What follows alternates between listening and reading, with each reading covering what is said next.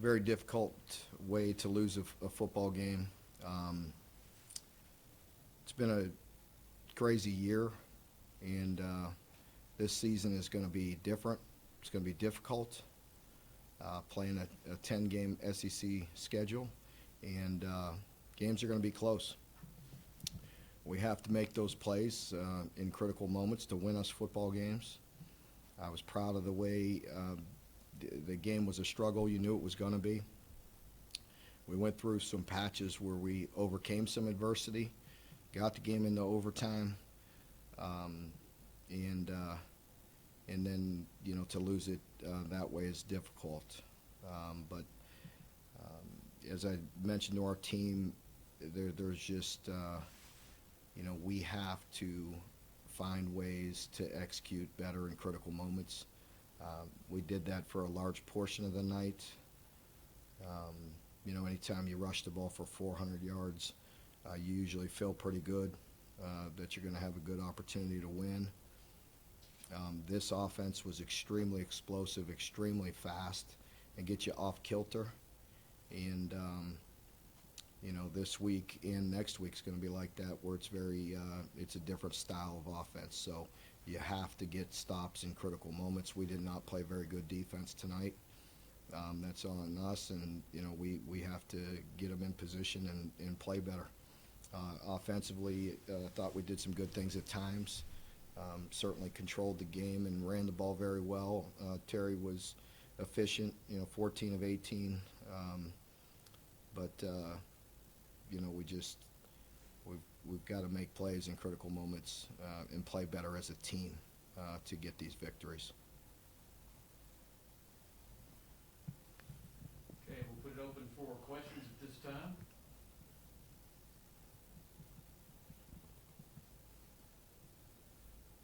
You will raise your hand so we can get to you. John Hale, go ahead, please. Mark, where do you go with the kicking situation from here? Obviously, PATs have been an issue the last 2 years, so just kind of where are things at with that? Yeah, we'll continue to work both guys. We'll continue to work Matt. We'll work Chance. If we feel like Chance gives us a better opportunity, then we'll go with him.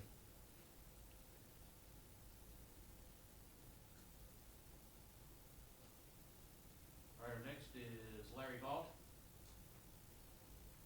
Mark, could you talk about what impact it has when AJ makes a mental mistake, a physical mistake, so really like that in the games, you go ahead and go back to him. What does that kind of say? Does that send a bad message when you got a guy like that that does that? Yeah, it definitely doesn't help. We've been a very unselfish football team through the years, and that's a mistake that's you can't have. AJ means well. He's a great young man. I'm not going to give up on him for one mistake. We will certainly point that out and show him, and he understands that's not acceptable. It's not how we've done things. It's not how we're going to do it. Fortunately, we got to stop and got the ball back at great field position and scored, but it definitely has an impact. It definitely is not the right message, and it's not okay, but I'm also not going to give up on him for one mistake. John Clay. Mark, especially in the second half, was there anything in particular that Owens was doing that was giving you the most trouble? They were doing what they wanted to do, to be honest with you. They really had us off balance. They spread you out. They go extremely fast. We've got to play better. We got it to a 2-point or a 2-touchdown lead, and then from there we really played poor on defense, and they scored so quick that momentum can shift. You're going to go through stretches in these games this season. Again, with the margin for error is small. You have to do things right, and you definitely knew that going into the game. With a team like that, could put the foot on the gas and go extremely fast. And it'll be very similar this next week. All right, Eric Decker.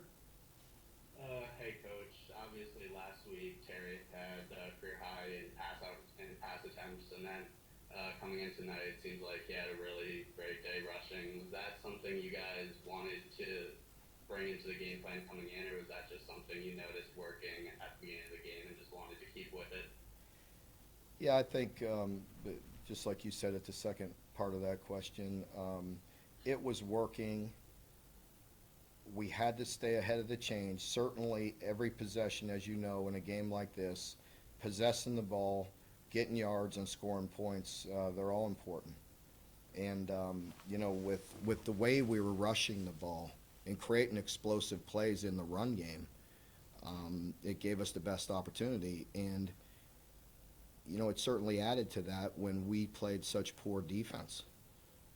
It kind of puts pressure on myself and on the offense to where every possession was so important, and possessing the clock but also scoring points is important. There comes a time when you get off balance like we were, you have to play as a team, and I thought our offense responded several times tonight. Obviously there's things they could do better, but there were times when they responded really well where they had long drives and gave the defense an opportunity to kind of get over there and get some adjustments and try to get their feet up underneath them and play better. We just didn't play very good in the second half. Holding them to 14 in the first half, was I felt like we were playing just okay at that point.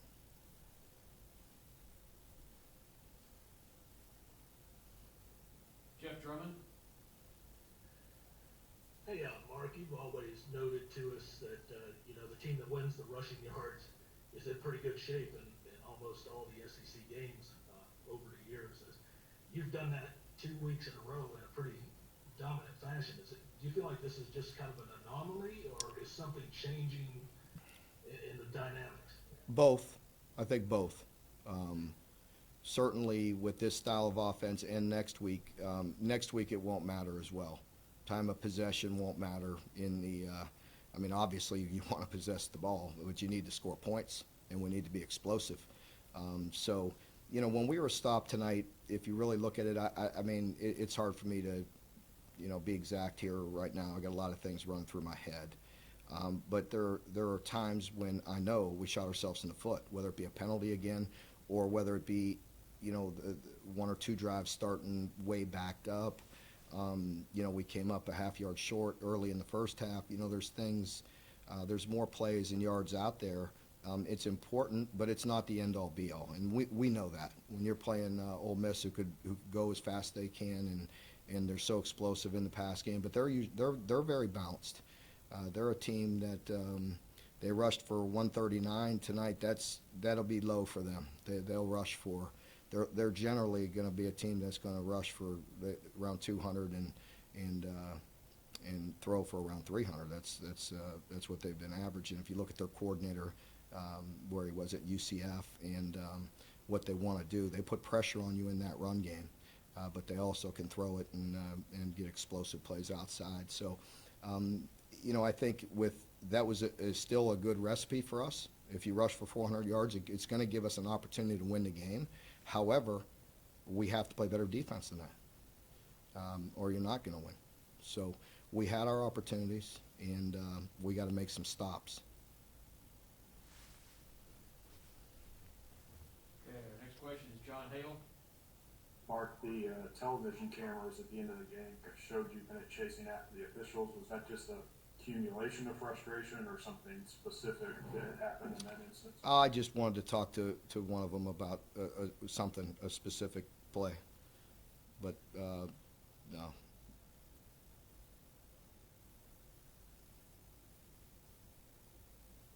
All right,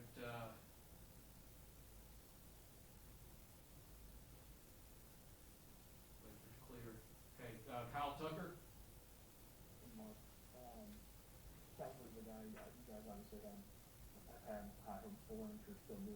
It seems like in these first couple of weeks he's done a fair amount of sort of chattering, and has had some struggles when it's come to the actual plays, especially in the zone. What have you said to him about the bounce? I know you want corners too to be confident, and that's right where it's kind of part of what makes them good, but just the balance that you're looking for there.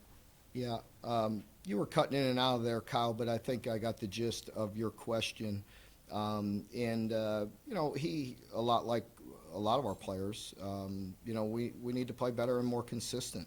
I thought he did some good things a week ago. Tonight, you know, just watching it out there, they're going so extremely fast. I know there were some plays that stand out in my mind right now that he needs to do a better job of. But I think, you know, I agree with you as far as that goes, really across our whole team. You know, you don't have time to get into it and worry about chattering, you know, with these opponents, especially with teams that go so fast. You got to focus in on your job and taking care of your business. And I got to do a better job of coaching our team on that. And our last question will be from John Clay. Go ahead, John. Mark, obviously 0-2 is not the start you wanted. How do you feel about the leadership on this team? Do you feel like you've got good leaders who can help pick guys up and get them ready for next week? I do, John, and I said just that in the locker room. I expect our leaders to step up. We knew it was going to be a challenge. Our players know it's going to be a challenge. It's going to be a challenging year, and I'm going to lean on them. And you know, we have to get back at it and get to work on Monday. And we play at home next week again. It'll be good to be back home, and it'll be another challenge, as it will each and every week. But that's also what makes it exciting. You know, every week's a big game, and you really truly got to look at it. And I also told the team this: if it went the other way, and we're in there celebrating and dancing and having a good time and everything, you still got to go right back to work on Monday. And it's going to be a long, challenging year, and you better you know, have your feet up underneath you and your focus. And you know, come to work each and every week, and you know, we'll get our team back and get them ready to play here this week. Coach, thank you very much. Appreciate Thank your you. time. We'll have players